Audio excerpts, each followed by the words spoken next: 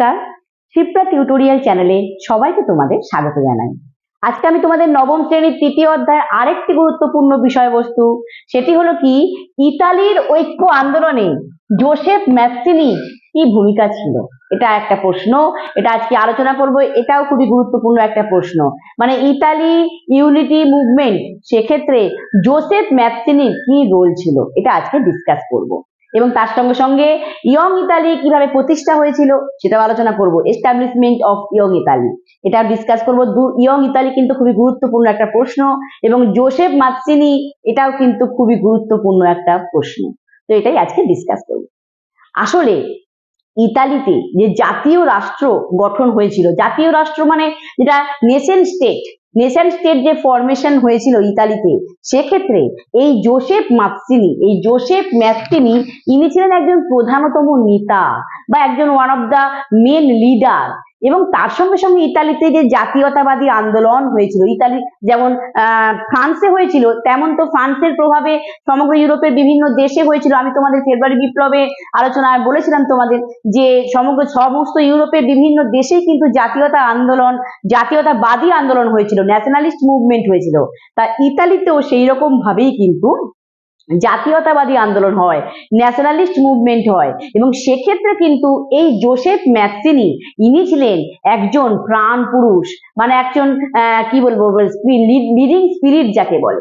তো এই যে জোসেফ ম্যাৎসিনি তিনি কি করেছিলেন, তিনি ইয়ং ইতালি প্রতিষ্ঠা করেছিলেন ইতালিতে, ইয়ং ইতালি বা নব্য ইতালি।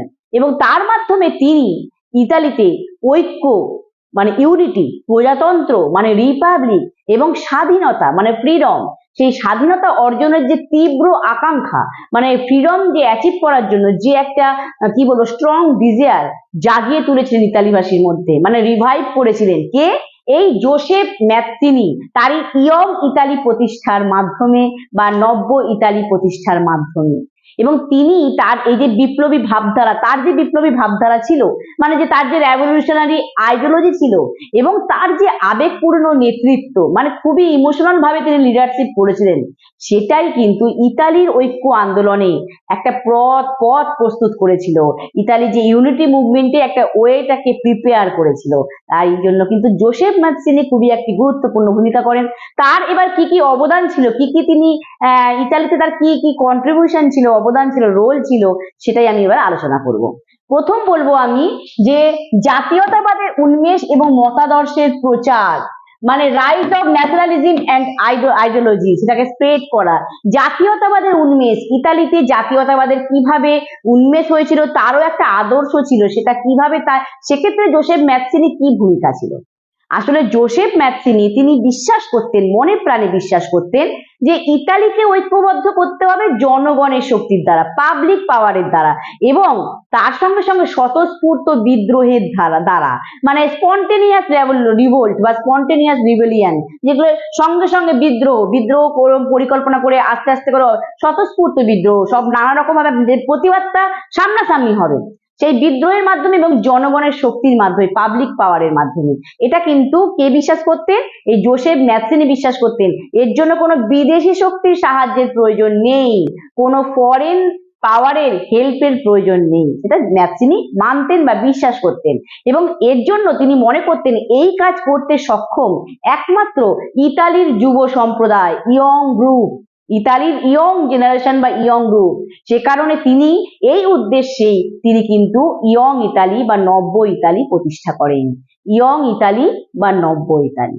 এবার আমি আলোচনা করব ইয়ং ইতালি কিভাবে তিনি প্রতিষ্ঠা করেন, সেই দলের কি কি কাজ ছিল এই ইয়ং ইতালি প্রতিষ্ঠা, এস্টাবলিশমেন্ট অফ ইয়ং ইতালি।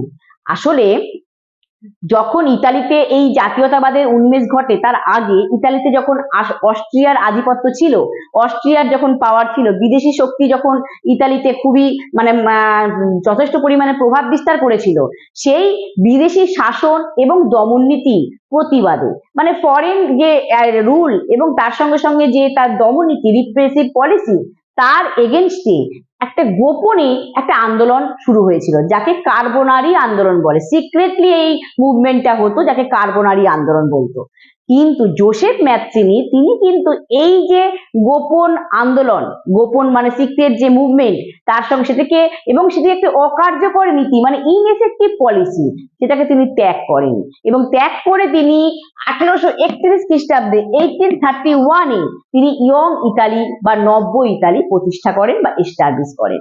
আসলে তিনি বিশ্বাস করতেন যে এই কোনো গোপন ষড়যন্ত্র, যে কার্বোনারি দলের যে গোপন ষড়যন্ত্র মানে সিক্রেট ভাবে তারা যে কনস্পিরেসি করে এবং কোনো কি বলবো বিক্ষিপ্ত বা বিচ্ছিন্ন বিপ্লবের মাধ্যমে মানে স্পোরাডিক রিভোল্ট মানে ছড়িয়ে ছিটিয়ে বিভিন্ন জায়গায় বিদ্রোহ করা, এখানে একটা বিদ্রোহ ওখানে একটা বিদ্রোহ, এভাবে করলে কিন্তু ইতালিকে ঐক্যবদ্ধ করা যাবে না, ইতালিকে ইউনিটি ইতালি আনা যাবে না, এটা জোসেফ ম্যাৎসিনি বিশ্বাস করতেন। তাই তিনি এই কার্বোনারি মুভমেন্ট থেকে সরে এসে ইয়ং ইতালি প্রতিষ্ঠা করেন। এবার এই ইয়ং ইতালি দলের লক্ষ্য কি ছিল বা আদর্শ কি ছিল এবার আলোচনা করব সেটা। ইয়ং ইতালি দলের আদর্শ ছিল, প্রথম কথা হচ্ছে যে শিক্ষা প্রচার, আত্মত্যাগ এবং কাজের মাধ্যমে জাতীয়তাবাদের সঞ্চার ঘটানো ইতালিতে। মানে ইতালির ইয়ং ইতালি দলের যারা ছিল তারা কি করছিল, মূলত শিক্ষা প্রচার, এডুকেশনকে স্প্রেড করা, তার সঙ্গে সঙ্গে আত্মত্যাগ, সেলফ স্যাক্রিফাইস এবং কাজ, এরই মাধ্যমে ইতালিতে জাতীয়তাবাদের সঞ্চার ঘটানো, ন্যাশনালিজমকে স্প্রেড করতে তারা চেয়েছিল, এটাই তাদের লক্ষ্য ছিল এবং এই কারণেই তারা কিন্তু ইয়ং ইতালি প্রতিষ্ঠা করেছিল। এবং এই যে ইয়ং ইতালি প্রতিষ্ঠা করেছিল তার তো কিছু এটা আদর্শ ছিল, ইয়ং ইতালি দলের এটা আদর্শ ছিল। আর লক্ষ্য কি ছিল? লক্ষ্য ছিল প্রথমত তারা চেয়েছিল অস্ট্রিয়ার আধিপত্য থেকে মুক্তি, ইতালিকে অস্ট্রিয়ার আধিপত্য থেকে মুক্ত করতে চেয়েছিল ইয়ং ইতালি দল। মানে এটা জোসেফ ম্যাৎসিনি তিনি চেয়েছিলেন, মানে ইতালিকে অস্ট্রিয়ার সুপ্রিমেসি থেকে ফ্রি করে দেওয়া, এটা ফার্স্ট তাদের মোটিভ ছিল, ফার্স্ট তাদের টার্গেট ছিল। দুই কি ছিল? দুই হচ্ছে এক মুক্ত, স্বাধীন ও প্রজাতান্ত্রিক ইতালি প্রতিষ্ঠা করা। মুক্ত, ফ্রি, স্বাধীন, ফ্রিডম, প্রজাতান্ত্রিক মানে রিপাবলিক, জনগণের কথাই যেখানে শেষ কথা হবে, সেই ফ্রি এবং ফ্রিডম এবং রিপাবলিক একটা ইতালি এস্টাবলিশ করতে চেয়েছিল বা প্রতিষ্ঠা করতে চেয়েছিল, মুক্ত, স্বাধীন, প্রজাতান্ত্রিক ইতালি। তাদের লক্ষ্য ছিল, এই ইয়ং ইতালি দলের লক্ষ্য ছিল অথবা জোসেফ ম্যাৎসিনির লক্ষ্য ছিল। এবং তারপর আরেকটি লক্ষ্য তাদের কি ছিল, তারা চেয়েছিল এই কাজ করার জন্য যুব সম্প্রদায়কে এই ইয়ং ইতালি দলের মধ্যে অন্তর্ভুক্ত করতে, ইয়ং গ্রুপকে ইয়ং ইতালি দলের মধ্যে ঢোকাতে দিয়ে আন্দোলনের গতি বৃদ্ধি করতে, এই যে ঐক্য আন্দোলন ইউনিটি মুভমেন্ট তার গতিটাকে বাড়াতে, স্পিডটাকে ইনক্রিজ করতে, এটাই ছিল কিন্তু এই ইয়ং ইতালি দলের লক্ষ্য। এবং এই ইয়ং ইতালি দলের যে জাতীয় পতাকা ছিল, সেই পতাকার একদিকে ছিল লেখা ছিল আর কি স্বাধীনতা এবং ঐক্য মানে ফ্রিডম এবং ইউনিটি, এবং আরেক দিকে লেখা ছিল গণতন্ত্র, সাম্য এবং মানবতা মানে রিপাবলিক, গণতন্ত্র, প্রজাতন্ত্র, রিপাবলিক, সাম্য, ইকুয়ালিটি এবং মানবতা মানে হিউম্যানিটি। এই ছিল ইয়ং ইতালি দলের জাতীয় পতাকার দুপাশে লেখা ছিল। আসলে এই দলের নেতৃত্বে ইতালিতে কি হয়েছিল, দেশাত্মবোধ এবং জাতীয় সংহতির আদর্শ প্রচার হয়েছিল। দেশাত্মবোধ মানে পেট্রিয়টিজম, ইতালিবাসীরা নিজেদের দেশকে ভালোবাসতে শিখেছিল এই ইয়ং ইতালি দলের মাধ্যমে, এবং জাতীয় সংহতি, ন্যাশনাল ইন্টিগ্রেশন, এটাও কিন্তু ওদের মধ্যে স্প্রেড করেছিল, মানে এটা ইয়ং ইতালি দলের মাধ্যমে হয়েছিল। এবং মূলত পক্ষে এই দলের নেতৃত্ব মানে ইয়ং ইতালি দল এরা কি করেছিল, ইতালিবাসীর মধ্যে যে স্বাধীনতা অর্জনের জন্য যে মানসিক ক্ষেত্র, মেন্টালি তাদের প্রিপেয়ার করেছিল। ফ্রিডম অ্যাচিভ করার জন্য তো একটা মানসিক প্রস্তুতির দরকার, মনের দিক থেকে তো আগে সেই শক্তি আনতে হবে, তারপর তো শারীরিক বল, মানসিক ভাবে মনের জোর তাদের বাড়িয়েছিল, মানসিক ক্ষেত্র প্রস্তুত করেছিল, মেন্টালি প্রিপেয়ার করেছিল। তাই এই যে ইয়ং ইতালি দল, এই ইতালি ঐক্য আন্দোলনের ক্ষেত্রে কিন্তু এই ইয়ং ইতালি দলের কিন্তু খুবই গুরুত্বপূর্ণ ভূমিকা ছিল। এবং এই দলের মাধ্যমে কিন্তু জোসেফ ম্যাৎসিনি ইয়ং ইতালি দলের মাধ্যমে কিন্তু এই ইতালিতে ঐক্য আন্দোলন করতে চেয়েছিলেন, ঐক্যবদ্ধ করতে চেয়েছিলেন এবং অনেকটা কিন্তু সফলও হয়েছিলেন। আর কি অবদান ছিল জোসেফ ম্যাৎসিনি? জোসেফ ম্যাৎসিনি তার ছিল একটি প্রজাতান্ত্রিক আদর্শের প্রবক্তা ছিলেন। আসলে জোসেফ ম্যাৎসিনি তিনি কিন্তু ঘোর প্রজাতন্ত্রী ছিলেন, মানে তিনি পুরোপুরি ভাবে রিপাবলিক আইডিওলজি মেনে চলতেন, তিনি কিন্তু রাজতন্ত্রের বিরোধী ছিলেন, তিনি মোনার্কির এগেনস্টে পুরোপুরি ছিলেন। তিনি মনে করতেন একমাত্র একটি ঐক্যবদ্ধ প্রজাতান্ত্রিক ইতালি মানে ঐক্যবদ্ধ প্রজাতান্ত্রিক ইতালি মানে ইউনাইটেড এবং রিপাবলিক ইতালি তারাই কিন্তু জনগণের স্বাধীনতা এবং অধিকার দিতে পারবে। পাবলিকদের যে ফ্রিডম এবং তাদের রাইট সেগুলো কিন্তু সার্ভিস প্রোভাইড করতে পারবে বা দিতে পারবে কে? এই মানে জোসেফ মাৎসিনি মনে করতেন এই একটা ঐক্যবদ্ধ, এটাই ছিল তার প্রজাতান্ত্রিক আদর্শ। মানে তিনি প্রজাতন্ত্রের উপর বিশ্বাস করতেন, জনগণের উপর বিশ্বাস করতেন, জনগণের যে ক্ষমতা তার উপর বিশ্বাস করতেন। এটা কে ছিলেন? জোসেফ ম্যাথসন, এবং তার মাধ্যমে তিনি কিন্তু সব কাজ তিনি করেছেন। আর কি তার অবদান ছিল?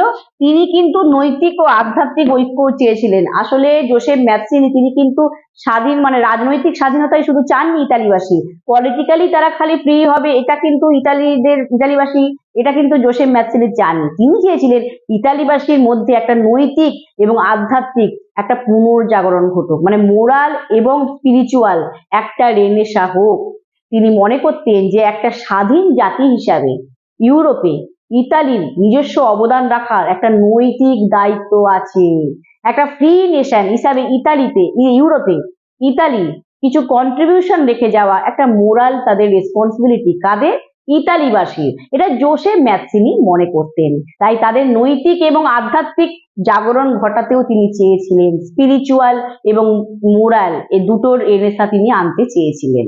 এটা জোসেফ ম্যাথসিনি ইতালিবাসীর মধ্যে চেয়েছেন। মূলত আসলে মনের দিক থেকে তাদেরকে শক্তিশালী করা, এটাই ছিল জোসেফ ম্যাথসিনির মূলত ভূমিকা। তবে কি এই জোসেফ ম্যাথসিনি ইতালি ঐক্য আন্দোলনের প্রধানতম নেতা আমি আগেই বলেছিলাম, কিন্তু তারও তো কিছু সীমাবদ্ধতা ছিল, তারও তো কিছু ভুল ত্রুটি ছিল। আসলে তার মধ্যে সামরিক দূরদর্শিতার অভাব ছিল, মানে ল্যাক অফ মিলিটারি ফোরসাইট। মানে তিনি সামরিক এই যে শুধু মনের দিক থেকে ইতালিকে ঐক্যবদ্ধ করলেই চলবে না, জনগণের জন্য শক্তিশালী করতে হবে, সাথে শারীরিকভাবে সামরিকভাবে তাদের শক্তিশালী করতে হবে, ইতালির মিলিটারি পাওয়ার বাড়াতে হবে, তার জন্য যে বিদেশি শক্তির সাহায্যের প্রয়োজন আছে এটা তিনি মনে করতেন না। কিন্তু এইখানে এবং তিনি মনে করতেন যে যা করবে জনগণের মাধ্যমেই হবে, এটা অন্য কেউ করতে পারবে না। প্রজাতান্ত্রিক আদর্শ জনগণের মাধ্যমেই হবে, অন্য কেউ করতে পারবে না, কোনো রাজা এখানে কোনো ক্ষমতা নেই, যা হবে জনগণই করবে। এটাই জোসেফ ম্যাথসিনি মনে করতেন। এবং এই জন্য এই ম্যাথসিনির সঙ্গে তার পরবর্তীকালে বাস্তববাদী ক্যাভুরও কিন্তু ইতালির ঐক্য আন্দোলনের ভূমিকা নিয়েছিলেন পরবর্তীকালে। তো সেই ক্যাভুর, যাকে কূটনীতিক বলা হয় এবং বাস্তববাদী বলা হয়, রিয়ালিস্ট, তিনি বাস্তবটাকে ভেবে চলতেন, রিয়ালিস্ট, তার সঙ্গে কিন্তু এই ম্যাথসিনির কিন্তু একটা মতাদর্শগত পার্থক্য দেখা দেয়, আইডিওলজিক্যাল একটা কনফ্লিক্ট হয়। ওনার আদর্শ মানে ম্যাথসিনির আদর্শ এবং ক্যাভুরের আদর্শের মধ্যে কিছু চিন্তাভাবনার মধ্যে কিছু পার্থক্য ছিল।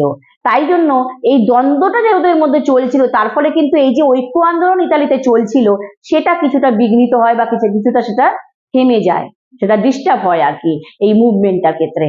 আর তা সত্ত্বেও আমরা বলতে পারি, এক কথায় বলতে পারি যে যাই হোক, এই ইতালিবাসীর যে জাগরণ ঘটিয়েছিল, মনের দিক থেকে যে জাগরণ, যে রেনেসা এনেছিল ইতালিতে, এক্ষেত্রে কিন্তু জোসেফ ম্যাথসিনি ছাড়া এটা সম্ভব হতো না। ইতালিকে ঐক্যবদ্ধ করা সম্ভব হতো না তার জাগরণ ছাড়া। তিনি যেভাবে মানসিকভাবে ইতালিবাসীকে প্রস্তুত করেছিলেন, এটা ছাড়া কিন্তু ইতালিকে ঐক্যবদ্ধ করা যেত না। আর ইতালির ঐক্য আন্দোলনে জোসেফ ম্যাথসিনির খুবই গুরুত্বপূর্ণ ভূমিকা ছিল। এই বিষয়ে আমি এখানেই আলোচনা শেষ করছি, এবং আলোচনার পরে আমি তোমাদের আশা করি বোঝাতে পারলাম যে জোসেফ ম্যাথসিনি ইতালির ঐক্য আন্দোলনে কিরকম তার ভূমিকা ছিল, ইয়ং ইতালি দল কিভাবে তিনি প্রতিষ্ঠা করেন, তাদের কি লক্ষ্য আদর্শ কি ছিল এবং কিভাবে তারা সেই কাজ করেছিল, সবটাই আমি আলোচনা করলাম। তো এইখানে এই বিষয়ে আলোচনা শেষ করছি, এবং আলোচনা শেষে বলতে চাই যারা এখনো শিক্ষা টিউটোরিয়াল চ্যানেল সাবস্ক্রাইব করোনি তারা চ্যানেলটি সাবস্ক্রাইব করে নাও, আর পাশে থাকা বেল আইকনটি অবশ্যই প্রেস করো, নোটিফিকেশন পাবে। এবং যারা তোমরা দেখো, অনেকেই দেখো আমার চ্যানেল, আমার খুব ভালো লাগে, তারা প্রত্যেকে তোমাদের বন্ধু বান্ধবদের মধ্যে শেয়ার করো, তারাও এই চ্যানেলের দ্বারা উপকৃত হোক, তারাও ইতিহাস বিষয়টিকে ভালোবেসে পড়তে শিখুক, আমার প্রচেষ্টা সফল হোক। এইখানে আমি আমার আলোচনা শেষ করছি। নমস্কার।